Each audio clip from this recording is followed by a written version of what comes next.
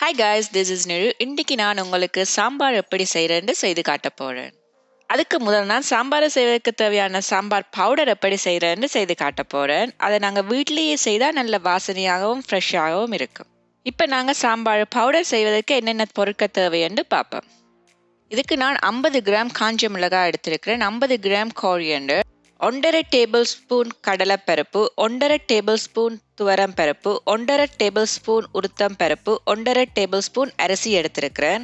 நான் இதில் பாபாயில் rice use பண்ணியிருக்கிறேன். நீங்கள் என்ன ரைஸ் வேணுமென்றாலும் யூஸ் பண்ணலாம். அரிசி சாம்பாரை திக்காக்குறதுக்கு தான் பாவிக்கிறது. அதோட 1 டீஸ்பூன் கியூமின் சீட்ஸ், 1 டீஸ்பூன் மிளகு, 1 டீஸ்பூன் வெந்தயம், 1/2 டீஸ்பூன் மஞ்சள், 1/2 டீஸ்பூன் பெருங்காயம், அதோட நான் ஒரு கை நிறைய கருவேப்பிலையும் எடுத்திருக்கிறேன். நீங்கள் அதுக்கு மேலே கூட வேணுமென்றாலும் எடுத்துக்கொள்ளலாம். இப்போ நாங்கள் எல்லாத்தையும் வறுத்தெடுக்க போகிறோம். முதல்ல நாங்கள் மிளகாயை வறுத்தெடுப்போம்.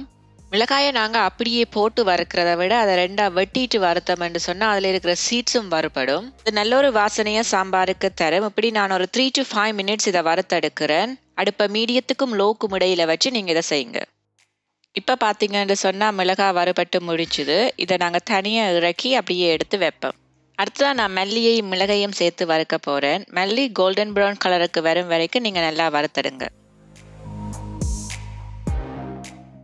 இப்போ பார்த்தீங்கன்னா மல்லி நல்லா வறுபட்டுட்டு அதையும் நாங்கள் தனியாக இறக்கி அந்த மிளகாயோட வைப்போம்.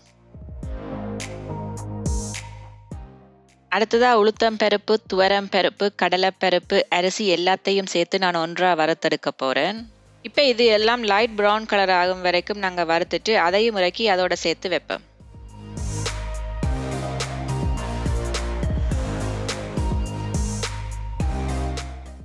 அடுத்ததான் நான் சீரகத்தையும் வெந்தயத்தையும் சேர்த்து வறுக்கிறேன்.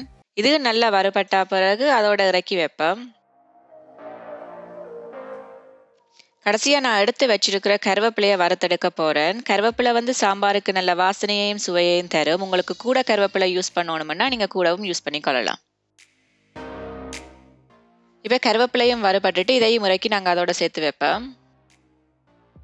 நான் சொன்ன விதத்திலேயே நீங்களும் எல்லாத்தையும் வறுத்தெடுங்க, அப்போதான் எல்லாம் சமனாக வறுபடும். இப்போ பார்த்தீங்கன்னு சொன்னால் எல்லாம் வறுபட்டு ரெடியாக இருக்குது. இதை கொஞ்சம் நேரத்துக்கு நாங்கள் ஆற விட்டுட்டு மிக்சியில் போடுவோம். கடைசியாக இருக்கிற மஞ்சளையும் பெருங்காயத்தையும் நான் இதோட சேர்த்து ஆட் பண்ணி எல்லாத்தையும் சேர்த்து அரைச்செடுக்க போகிறேன். இப்போ பார்த்தீங்கன்னு சொன்னால் சாம்பார் செய்வதற்கு தேவையான ஃப்ரெஷ்ஷான சாம்பார் பவுடர் ரெடியாக இருக்குது. இது நல்லா ஆற விட்டுட்டு ஒரு ஏர் டைட்டான பாட்டிலில் போட்டுட்டு நீங்கள் வைங்க.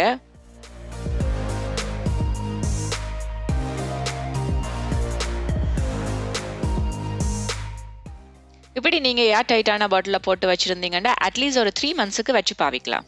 இப்போ நான் இந்த சாம்பார் பவுடரை யூஸ் பண்ணி சாம்பார் எப்படி செய்கிறேன்னு உங்களுக்கு நான் செய்து காட்ட போகிறேன். சாம்பாரை நாங்கள் இட்லி, தோசை, சாதம், பொங்கல் இப்படி எல்லாத்தோடையும் நாங்கள் சாப்பிடலாம். இப்போ நாங்கள் சாம்பார் செய்கிறதுக்கு தேவையான பொருட்கள் என்னென்னு பார்ப்போம். பூசணிக்காய் 3/4 கப், உருளைக்கிழங்கு 1, கேரட் 1, வாழைக்காய் அரைவாசியை நான் வெட்டி எடுத்திருக்கிறேன், முருங்கைக்காய் 1.5 முருங்கைக்காய் எடுத்திருக்கிறேன், கத்தரிக்காய் 1, கிரீன் பீன்ஸ் 6, நீங்கள் பைத்தங்காய் வேணுமென்றாலும் சேர்த்துக்கொள்ளலாம், தக்காளி 1, நான் 2 மீடியம் சைஸ் வெங்காயம் வெட்டி வச்சிருக்கிறேன். உங்களோட வீட்டில் சின்ன வெங்காயம் இருந்துச்சுன்னு சொன்னால் நீங்கள் அதை யூஸ் பண்ணுங்கள். சாம்பாருக்கு அதுதான் பெர்ஃபெக்டானது.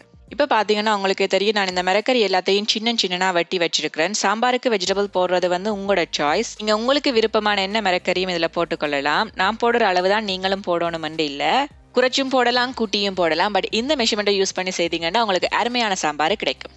அதோட நான் ஃப்ரெஷ்ஷாக செய்து வச்சிருக்கிற 2.5 டேபிள் ஸ்பூன் சாம்பார் பவுடரும், 1 டேபிள் ஸ்பூன் சில்லி பவுடரும், தேவையான அளவு உப்பு, தேவையான அளவு கருவேப்பிலை, 2 கிரீன் சில்லி, 8 உள்ளி, 1/2 கப் துவரம் பருப்பு, 1 டேபிள் ஸ்பூன் புளியை எடுத்து நான் தண்ணியில் கரைச்சி வச்சிருக்கிறேன்.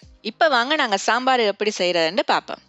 முதல்ல நான் எடுத்து வச்சிருக்கிற 1/2 கப் துவரம் பருப்பை நல்லா தண்ணியில் கழுவிட்டு பருப்பு அவியறதுக்கு தேவையான தண்ணீரையும் ஊற்றி அதை அவிய விட போகிறேன். ஒரு 4 விசில் வந்த உடனே நீங்கள் அடுப்பை ஆஃப் பண்ணிடுங்க. சாம்பாருக்கு பருப்பு நல்லா அவிஞ்சு இருக்கணும். அடுத்ததான் நான் வெட்டி வச்சிருக்கிற மிளகறி எல்லாத்தையும் சேர்த்து அதோட வெங்காயம், உள்ளி, பச்சை மிளகாய், தேவையான அளவு உப்பையும் போட்டு தேவையான அளவு தண்ணீரும் ஊற்றி நான் அவிய விட போகிறேன்.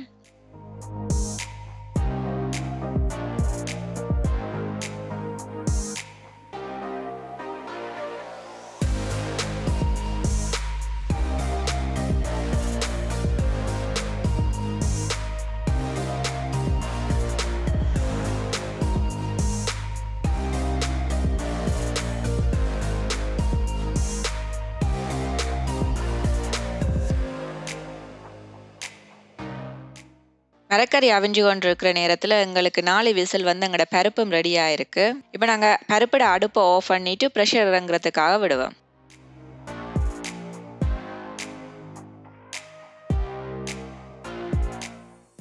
இப்போ மரக்கறி எல்லாம் ஆல்மோஸ்ட் குக் ஆகிருக்கு. அந்த டைமில் நான் வெட்டி வச்சிருக்கிற தக்காளி பழத்தை இதோட ஆட் பண்ணுறேன்.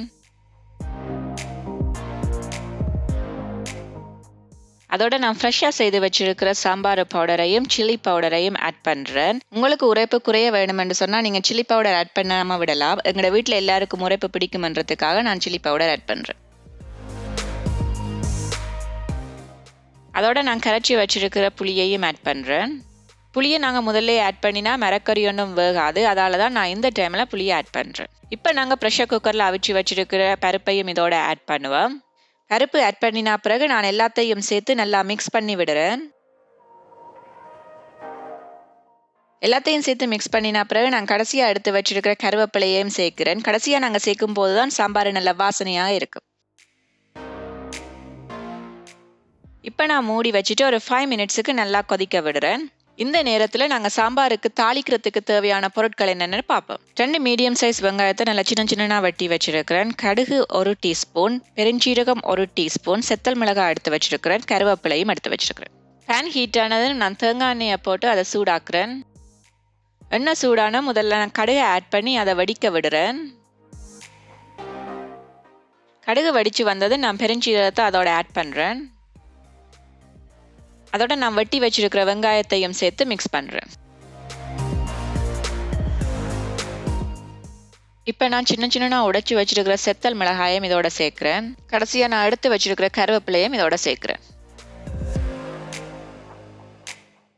இப்போ எல்லாத்தையும் சேர்த்து நல்லா மிக்ஸ் பண்ணுறேன். இப்போ பார்த்தீங்கன்னு சொன்னால் செத்தல் மிளகாயும் கருவேப்பிலையும் நல்லா பொரிஞ்சு வந்திருக்கு. வெங்காயம் நல்லா கோல்டன் கலர் ஆகும் வரைக்கும் நாங்கள் வறுத்தெடுத்து போட்டு அதை அப்படியே எடுத்து சாம்பாருக்குள்ளே போடுவோம்.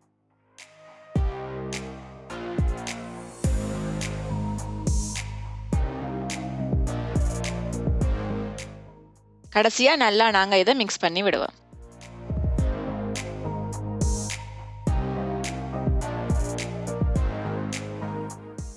இப்போ பார்த்தீங்கன்னா அருமையான சாம்பார் ரெடி ஆயிட்டு.